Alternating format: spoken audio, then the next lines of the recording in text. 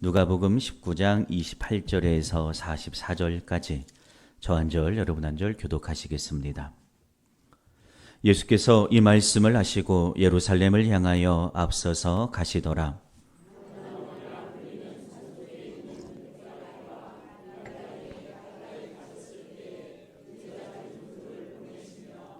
이르시되 너희는 맞은편 마을로 가라.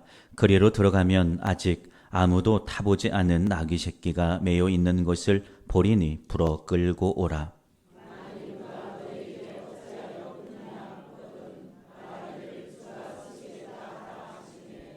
보내심을 받은 자들이 가서 그 말씀하신 대로 만난지라.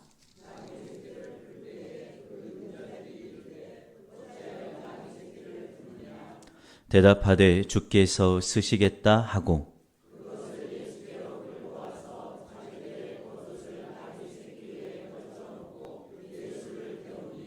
가실 때에 그들이 자기의 겉옷을 길에 펴더라.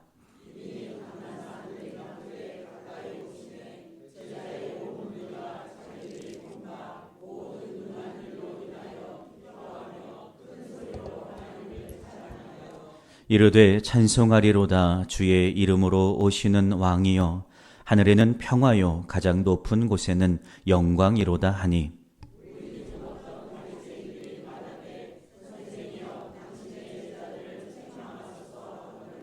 대답하여 이르시되 내가 너희에게 말하노니 만일 이 사람들이 침묵하면 돌들이 소리 지르리라 하시니라.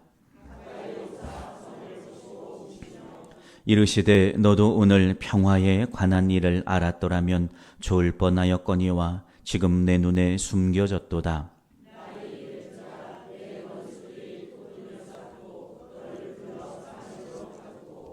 또 너와 및 그 가운데 있는 내 자식들을 땅에 메어치며 돌 하나도 돌 위에 남기지 아니하리니 이는 내가 보살핌 받는 날을 알지 못함을 이남이니라 하시니라. 아멘. 이름으로 축원합니다.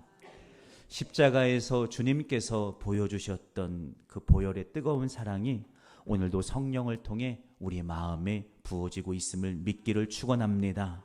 오늘도 이 예배가 그 사랑 안에 붙들리고 그 사랑 때문에 감격하게 되고 우리의 마음이 다시 설레이게 되는 예배가 되기를 축복합니다. 오늘은 종려주일입니다.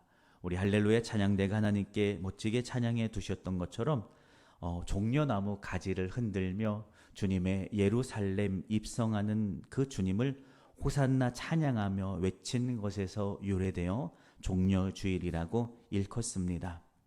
오늘 우리는 이 예배를 통하여 주님이 예루살렘으로 입성하신 그 걸음 한 걸음 한 걸음이 바로 오직 나를 위한 큰 사랑의 걸음이었음을 새롭게 깨닫고 감동하는 예배가 될 수 있기를 주님의 이름으로 축복합니다. 오늘 본문에 이 본문이 있기 전에 본문에 어떤 흐름이 있었냐면요. 많은 이스라엘 사람들이 구원자로 오신 당신의 백성을 위해 구원자로 오신 예수 그리스도를 자신들의 왕으로 왕됨을 원하지 않는 그 모습들이 이 본문 앞에 그려지고 있어요.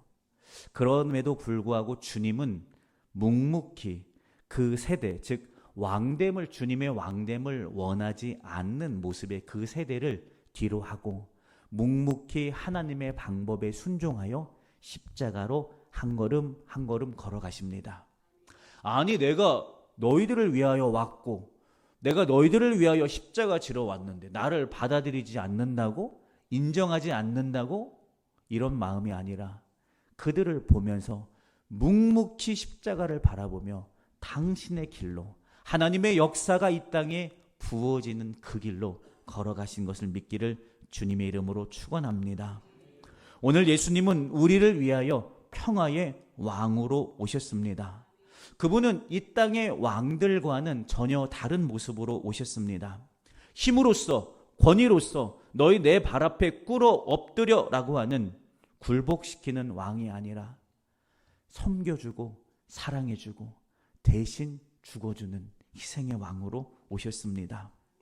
당신이 우리가 죄 때문에 치러야 할 그 죄의 대가, 즉 사망에서 당신이 대신 우리를 위해 죽음으로 말미암아 우리는 오히려 생명을 얻게 되는 그 왕의 모습으로 오신 것을 믿기를 축원합니다. 본문 31절에서 34절에는요. 특별한 방법, 특별한 순종으로 나귀, 예루살렘에 입성할 때 사용하실 나귀를 구하고 나귀를 타고 예루살렘에 입성하시는 모습이 그려집니다. 나귀 새끼, 즉 아기 나귀는요. 고대 시대에 고귀한 동물의 의미를 가지고 있었습니다. 나귀는 보통 왕이나 그의 사절단들이 평화 가운데 성에 입성할 때 사용했어요. 군마를 타고 그 성에 오면 이 성을 정복하러 온 것이라는 의미가 돼요. 근데 나귀를 타고 오면 여기와 화친하려고 평화하려고 오는 의미를 가졌어요. 그래서 주님은 나귀를 타고 오셨습니다. 그런데 이 나귀는요, 몇 가지 특징이 있었어요. 전에 결코 등에 누구를 태워본 경험이 없는 어린 나귀였습니다. 우리는 인생을 살아가며요, 등에 수많은 것들을 주인으로 지고 살아갑니다. 그런데 이 나귀는요, 등에 그 어떠한 것도 자신의 주인으로 태워본 적이 없었어요. 오직 주님을 위해 나의 등을 준비했고, 주님을 위해 나의 등을 내어드리고, 내 방향, 즉 고삐를 주님의 손에 내어드렸습니다. 저는 나귀가 부러워요. 인생을 살면서 수많은 것들에 내 주인 자리를 내어줬을 때도 많이 있었고, 고삐를 내어줬을 때도 얼마나 많이 있었는지 몰라요. 그러나 나귀는 오직 주님, 주님만을 위해 준비되었고, 주님만을 위해 자신의 삶의 주인의 자리를 내어드렸어요. 오늘 우리입니다. 인생의 수많은 주인, 많은 것들을 향해 네가 나의 주인이야, 내 권위가, 또는 직장에서의 내 자리가, 내 위치가, 물질이, 자녀가 나의 주인이야 라고 하면서 우리의 어깨에 지고선 그것이 내 삶의 온전한 전부인 양 믿고 걸어갈 때가 얼마나 많았는지 몰라요. 그러나 오늘 다시 우리 등에 태웠던 그 모든 것들을 다시 십자가 앞에 내려두고, 주님, 당신만이 오늘 나의 주인입니다. 당신만이 오늘 내 인생의 고삐를 잡고 당신이 원하시는 뜻대로 나를 인도하여 주옵소서. 오늘 그 주님을 나의 주인으로 인정하고 시인하는 우리의 예배가 될 수 있기를 주님의 이름으로 축원합니다. 나귀를 타고 들어가니까 35절입니다. 그것을 끌고 와서 이제 자기들의 겉옷을 나귀 위에 걸쳐놓고 예수님을 태웁니다. 그러면서 36절에 가실 때 그들이 자기의 겉옷을 길에 펴더라 라고 본문은 말하고 있어요. 반복적으로 나타나는 단어가 있죠. 여러분 혹시 캐치하셨나요? 겉옷입니다. 겉옷. 사람들은 겉옷만을 주님이 탈 그 나귀 위에 얹었고요. 사람들은 겉옷만을 주님이 나귀 타고 가시는 길 앞에 펼쳐 놓았어요. 겉옷만 말입니다. 그들의 속마음, 그들의 중심을 그 앞에 펼쳐놓지 않았어요. 그들은 자신이 견지했던 자신의 인간의 길, 내가 생각했던 옳다 여기는 그 길, 나의 삶의 방향은 펼쳐놓지 않고, 내 중심, 내 소중한 것은 펼쳐놓지 않고 그저 겉옷만 주님 위에, 나귀 위에, 그 다음에 길 위에 펼쳐놨습니다. 겉옷은 펼쳐놨으나 그들의 속마음은 내가 원하는 왕을 원했어요. 내가 기대하는 왕 말입니다. 예수 그리스도가 이 유대 이스라엘의 정치적 왕이 돼서 다스려주길 원했어요. 이 지긋지긋한 로마 물리쳐주길 원했단 말이에요. 그건 원했지만 정말 나의 삶에 오셔서 그분이 내 인생의 주인이 되어주시고 내게 개입해서 내 인생을 다스려 주시고 참견해 주시고 인도해 주시는 건 원치 않았어요. 그저 겉옷만, 내 중심이 아니라 내 주변부만 주님 앞에 깔아놓고 주님 앞에 펴두고 나는 마치 전부를 주님께 내어드린 것처럼 제자들은, 많은 그 사람들은 환호성하고 있었습니다. 아닙니다. 오늘 우리는 이 예배가 우리의 중심을 주님께서 가시는 그 길 앞에 온전히 내어놓는 저와 여러분 되기를 주님의 이름으로 축원합니다. 그러면서 본문 37절은 제자들의 온 무리가 이제 자기들이 본 바 모든 능할 일로 인하여 기뻐하며 큰 소리로 주님이 나귀 타고 예루살렘으로 가시는 주님의 그 행렬을 향하여 기쁜 소리로 하나님을 찬양했다라고 기록하고 있습니다. 주님의 능력의 사역들로 인하여 이 사람들은 하나님을 찬양합니다. 예수님 앞에 겉옷을 펴서 그 길 위에 줄지어 깔아놓는 사람들로 넘쳐났어요. 예수님, 이 본문이 있는 당시에 최근에 일어난 일이 뭐였냐면 죽은 나사로가 살아나는 기적 같은 이적들이 많은 사람들 앞에 목격되었어요. 그러니까 거기에 빠져 있는 거예요. 흥분과 기대감으로 지금 주님이 나귀 타고 가시는 그 행렬 앞에 많은 사람들이 모여들었고 이 도시가 술렁술렁하기 시작합니다. 예수 그리스도야말로 내가 원하는 이 땅에 하나님의 나라를 임하게 할 능력을 가지고 계시다라는 그런 기대를 이들이 하고 있었어요. 그러나 이들의 기대는요, 이들의 찬양은요, 어디까지나 나의 안목의 욕심을 채워줄 그리스도를 원했어요. 로마를 물리쳐내고 이 나라를 다스려줄 그 힘 있는 왕 말입니다. 하나님 앞에서의 나의 믿음과 나의 신앙과 나의 중심은 별 상관없어요. 그저 이 나라 지긋지긋한 로마의 통치, 거기에서 우리를 자유케 해줄 힘 있는 왕만을 원했어요. 나로 하여금 하나님 앞에 온전히 통로를 열어서 우리의 믿음이 그분 앞에 온전히 승리하게 할 그런 왕 아니라 그저 이 나라 잘 살게 해줘서 나로 하여금 잘 먹고 잘 살게 만들어줄 그런 왕을 이들은 원했어요. 그래서 찬양합니다. 38절. 찬송하리로다 주의 이름으로 오시는 왕이요 하늘에는 평화요 가장 높은 곳에서는 영광이다 라고 말합니다. 주님의 이름으로 오시는 왕이다 라고 말합니다. 로마의 통치로부터 우리를 자유케 할 것으로 기대했습니다. 예수님이 왕이 되셔서 이 땅, 이 나라가 하나님의 통치가 살아 숨쉬는 나라로 회복되는 것을 기대했어요.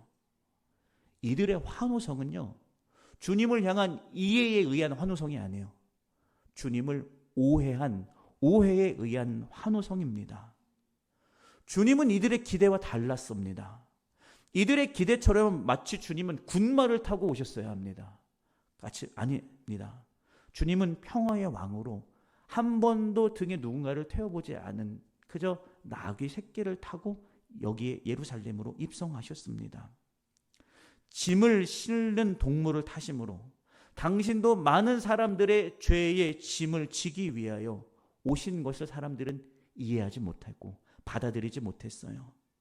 우리의 죄의 짐, 누구인가에게도 전가시킬 수 없는 그 죄의 짐을 대신 지러 그분이 오신 것을 많은 사람들은 깨닫지 못하고 그저 주님이 눈앞에 보여주신 기적만, 뭔가 우리가 저분으로 인하여 잘 살게 되지는 않을까, 내 삶이 이전보다 조금 더 나아지지는 않을까, 그런 기대에 차서 주님을 찬양합니다. 이에 대해 39절의 바리새인들은 주님께 이렇게 말해요. 바리새인들이 말하되 선생이여 당신의 제자들을 책망하소서. 이 환호가 오늘 주님에게 어떤 정치적 위해를 가할지 모르는 거예요. 그러니까 바리새인들은 주님에게 이 사람들이 이렇게 주님을 말하지 않게 해달라고 말합니다. 누가마는 다른 복음서와 달리 바리새인들을 주님의 입장에 약간 우호적인 스탠스를 취하고 있는 것으로 늘 증언하고 있어요. 그런데 그 말에 주님이 40절에 이렇게 대답하십니다. 내가 너희에게 말하는데 만일 이 사람들이 침묵하면, 즉 찬송하지 않으면 바닥에 있는 생명 없는 돌들이 소리 지르리라 말씀하십니다. 사람들이 메시아에 대한 오해에 기인해서 하나님을 찬양하는 것을 말하는 게 아니에요. 이제 고난의 때가 왔어요. 바꿔 말하면 하나님의 구원이 이 땅에 성취될 때가 도래한 거예요. 그러니까 그 사실은 감춰졌던 것은 이제 드러나야 하고 그 사실은 이제 만방에 선포되어져야 할 때이다라는 거예요. 이 제자들이 그 사실을 선포하지 않으면 땅에 있는 돌들이 이 땅에 구원의 때가 임한 것을 선포하게 될 거다라고 말씀하시는 겁니다.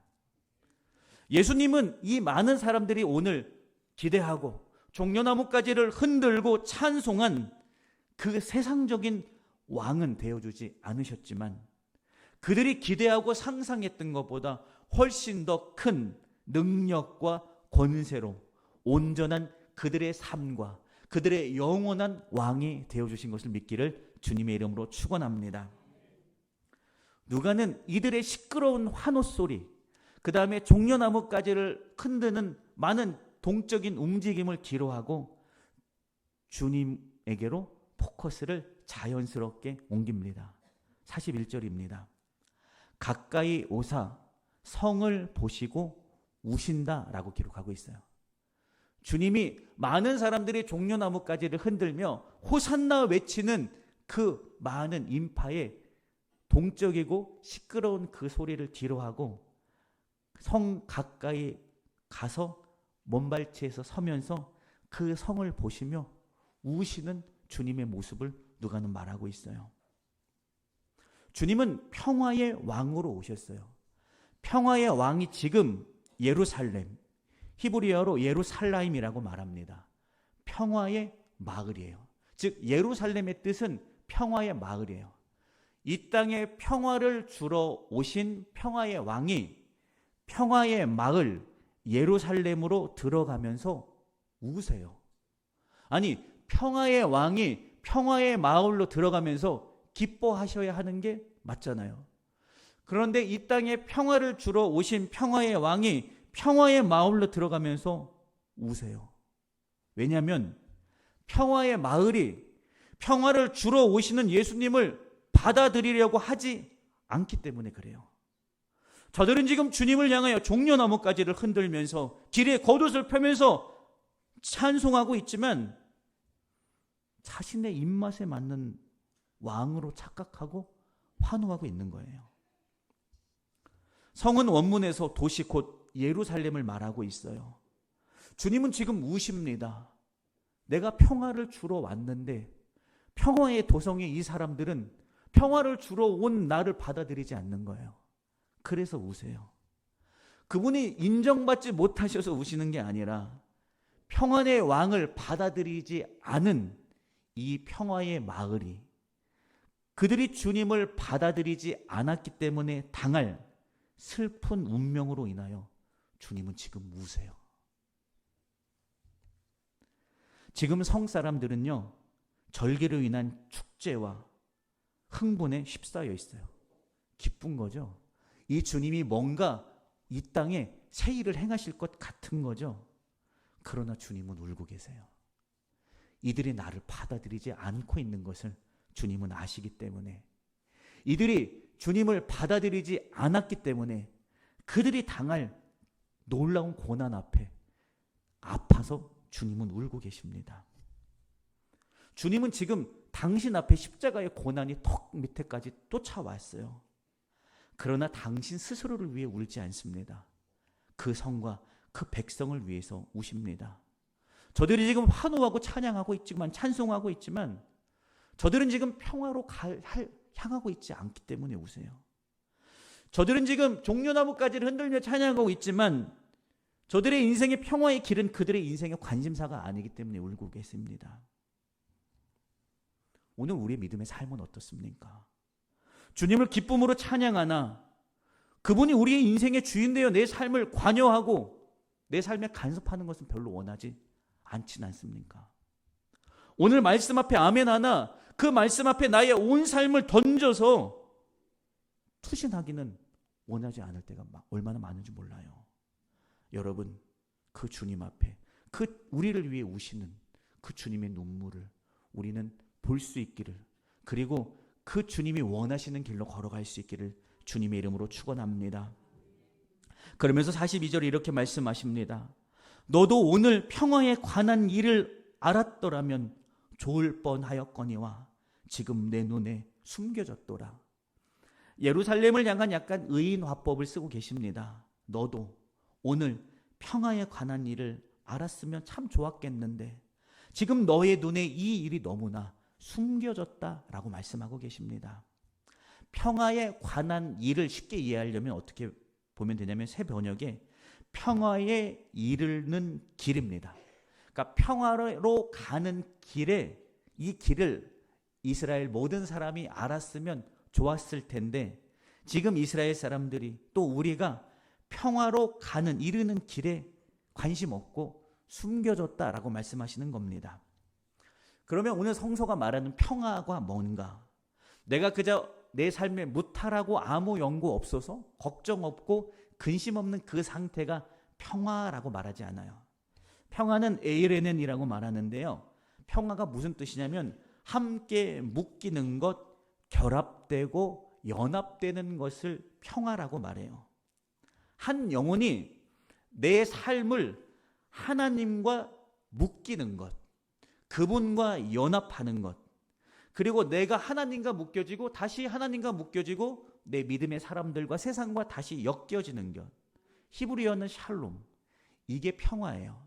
내 삶이 그저 무탈하고 아무 일 없는 게 평화가 아니라 오늘 부족하고 연약한 존재인 한 인간이 전능하신 하나님과 연합하는 이 상태가 평화라는 겁니다. 이 평화는 주님이 주시는 십자가의 피, 죄로 인하여 그분과 원수됐지만 그분이 십자가에 죽으심으로 인하여 주님과 화해하게 됐어요. 하나님과 화해하게 됐기 때문에 오늘 우리는 죄인임에도 불구하고 능력의 하나님, 권능의 하나님과 하나로 묶여질 수 있게 되는 것을 믿기를 주님의 이름으로 축원합니다. 그 평화, 이 평화에 관한 일을 당시에 종려나무까지 흔들고 길에 겉옷을 펴며 찬송하는 이들은 이 평화에 관심이 없다니까요. 그저 예수님이 힘 있는 왕이 되어서 이 로마를 무찔러주는 그런 것에만 관심이 있고 정말로 우리가 하나님의 백성으로서 하나님과 하나 되고 연합하고 묶여서 그분과 평화를 누리는 것은 이들의 삶에요 관심이 없었어요. 평화의 길은 그들의 눈에 숨겨졌어요. 눈에 좋아 보이는 많은 길들만 쫓아가요. 나의 오늘의 삶에 중요하다 여기는 길들이 쫓아가요.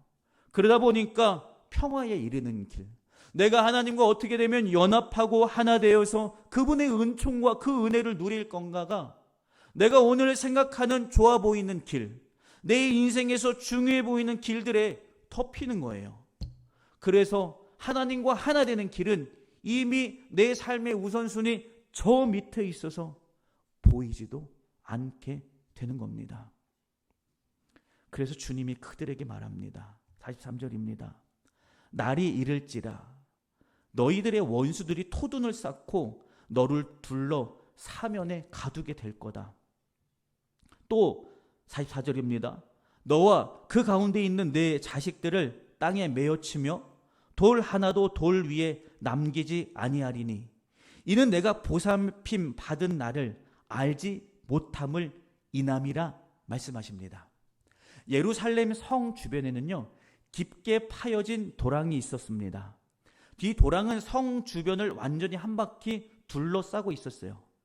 그 도랑과 그 옆에 있는 파내어진 흙더미는 로마 군대가 예루살렘으로 침공하지 못하도록 막는 든든한 방호복 역할을 해줬어요.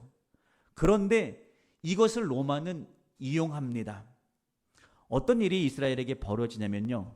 예수님께서 이 예언을 한 이후 AD 70년경, 40년 후가 되는 AD 70년경에 유대 사회 안에 있었던 열심당원이 있었어요. 이들은 민족주의자들입니다. 로마에 대한 반란을 일으켜서 우리 이스라엘을 로마로부터 독립시켜야겠다라고 하는 사람들이었어요. 이 열심당원들이 무력적으로 반란을 일으킵니다. 그래서 로마가 그들을 괴멸하려고 전면전을 펼치게 됩니다.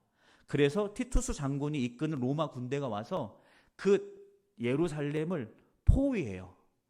안으로 들어가지 않아요. 포위해요. 요새화된 예루살렘인데 그냥 밖에서 기다립니다. 포위돼요. 물은 끊기지 않아요. 이스라엘이 지하로 안으로 성 안으로 들어가는 물을 팠기 때문에 물은 끊기지 않는데 식량은 바닥나기 시작하고 그 안에 이제 기근이 닥치고 이 포위가 계속되어지니까 안에 있는 사람들이 서로 불안해지니까 서로 자기들끼리 싸우게 되고 배반이 일어나고 살인과 폭동이 직면합니다. 그래서 이 예루살렘 성벽은 결론적으로 로마에 의해서 무너지고 역사적 유대 전쟁사를 쓴 요세푸스에 의하면 100만 명 이상의 사상자가 AD 70년경에 실제로 나타났고 9만 7천 명이 사로잡혀 간 기록이 등장합니다. 왜 이렇습니까? 평화의 왕을 받아들이지 않은 것. 그것이에요. 기회가 그들에게 주어졌으나 평화의 왕을 내 주인으로 받아들이고 인정하지 않았을 때 주님이 말씀하신 대로 그 성이 정말 원수들이 토둔을 쌓고 사면을 가두었고 그 가운데 있는 자식들을 땅에 맺히고 돌 하나도 돌 위에 남겨지지 않는 일들이 실질적으로 40년 후에 벌어지게 됩니다. 왜 그래요? 보살핌 받는 날을 알지 못하기 때문에. 지금도 하나님이 보내신 당신의 아들 메시아가 와서 우리를 평화, 즉 하나님과 화합하고 묶이고 연합하는 그 삶으로 인도해 가고 계신데 그 인도함을 내가 받지 않았기 때문에 이 일이 실제로 벌어졌습니다. 결론의 말씀을 드립니다. 평화의 왕은 평화의 마을에 오셨습니다.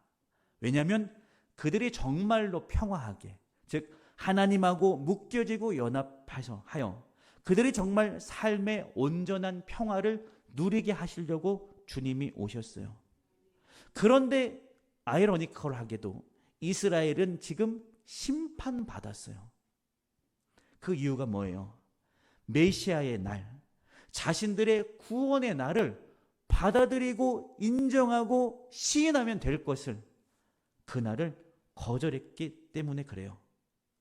평화의 왕으로 그들의 인생에 오신 예수 그리스도를 거절했기 때문에 이들은 놀라운 일들을 경험합니다. 여러분, 이들이 적극적으로 예수님을 거절했습니까? 아니에요. 우리 삶에 예수님을 거절합니까? 아닙니다. 그러나 수많은 우선순위로 인해 주님의 평화는, 그분이 오늘도 죄인인 우리가 하나님과 연합하고 묶여서 하나님이 주시는 기적 같은 부흥과 회복과 은총을 누리기 위해 오늘 오시는데 우리는 주님을 거절하지 않아요. 한 번도 거절한 적은 없어요. 그러나 내 인생에 수많은 우선순위가 있어서 그저 하나님과 우리를 평화하기 위해서 오시는 그 주님이 한 단계 한 단계 우리의 인생에 뒤로 밀려요. 나는 주님은 적극적으로 거절한 적이 한 번도 없어요. 그러나 주님보다 중요한 많은 것들을 내가 선택하고 붙들므로 인하여 나도 모르게 주님을 거절한 것이 되어 버렸습니다. 이로 인해 깨어지는 하나님과의 하나됨의 평화, 그 평화를 오늘 저와 여러분에게 다시 회복시키시려 주님이 다시 오십니다. 이런 나를 위해 내가 주님을 적극적으로 모른다 하지 않았어요. 나는 늘 그분 인도하심 앞에, 말씀하심 앞에 아멘하며 살아갔단 말이죠. 그러나 더 중요한 것을 붙드느라 나도 모르게 의도하지 않았지만 주님을 외면했어요. 그런 우리에게 다시 평화를 주시려 주님이 다시 오시고 다시 십자가로 걸어가고 계십니다. 그곳에서 우리의 과거의 믿음의 실패가 지금도 주의 피 흘리심으로 인하여 지워지고 있고요. 우리의 믿음의 연약함이요 지금도 주로 인하여 다시 강함으로 바뀌어지고 있음을 믿기를 축원합니다. 내일부터 고난 주간이 시작이 됩니다. 한 주간입니다. 주와 함께 여러분 그 십자가의 길로 다시 걸어가는 저와 여러분 되기를 축원합니다. 주님이 십자가로 오르신 그 길은 2000여 년 전에 한 번 이루어졌고 끝난 것이 아니라 오늘 우리의 삶에 계속되어지는 믿음의 실패와 신앙의 연약함이 반복 안에서 오늘도 주님은 계속해서 골고다로 오르고 계십니다.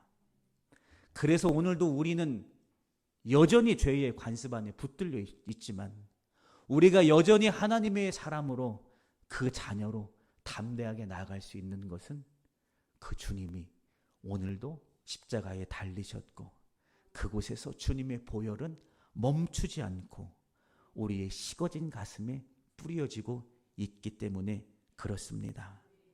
주와 함께 걸어가십시오. 함께 걸어갑시다. 그분이 십자가 달리는 그 자리에 오늘도 그 발걸음 바라보며 한 걸음 한 걸음 같이 갑시다. 그래서 그분과 함께 다시 살리심을 얻는 부활을 경험하는 우리 모두가 됩시다. 이 한 주간 고난 주간입니다. 많은 일들과 우리 인생의 중요한 일들이 우리를 찾아올 겁니다. 그러나 아닙니다. 주님이 중요합니다. 내게 그 어떠한 중요한 일도 예수 따라가는 그 발걸음 아래에 두기를 축원합니다. 오직 주님만 집중하고 주님이 가신 그 십자가의 길 믿음으로 함께 걸어가서 그분과 함께 오늘 내 믿음이 승리하는 믿음, 다시 그 믿음으로 살아나게 됨을 경험하는 우리 영풍교회와 온 믿음의 성도들이 될 수 있기를 주님의 이름으로 축원합니다. 기도하겠습니다. 주님 감사합니다. 오늘도 살아계십니다. 어찌할 수 없는 나를 위하여 다시 십자가를 지고 골고다로 오르고 계십니다. 그 주님을 우리는 우리의 인생의 차선으로 여기며 소극적이지만 외면한 적이 얼마나 많았는지 모릅니다. 그러나 그 주님 오늘 그런 우리를 다시 회복하시기 위하여 다시 십자가로 오르십니다. 이제는 외면하거나 모른 척하지 않고 골고다로 올라가는 주님의 발걸음 바라보며 오늘도 다시 용기 내어 그 걸음 따라가는 영풍교회와 온 믿음의 성도들이 되기를 원합니다. 성령 하나님 오늘도 우리 안에 오셔서 우리의 그 믿음을 강하도록 담대하도록 붙잡아 주셔서 주님과 함께 십자가로 올라가 주님과 함께 죽음으로 말미암아 오직 예수로 인하여 다시 살아나는 부활의 영광을 경험하는 우리 모두가 되게 하옵소서. 성령께서 친히 그렇게 역사하고 인도하심을 우리는 믿고 감사하며 거룩하신 예수님의 이름으로 축복하며 기도드렸습니다.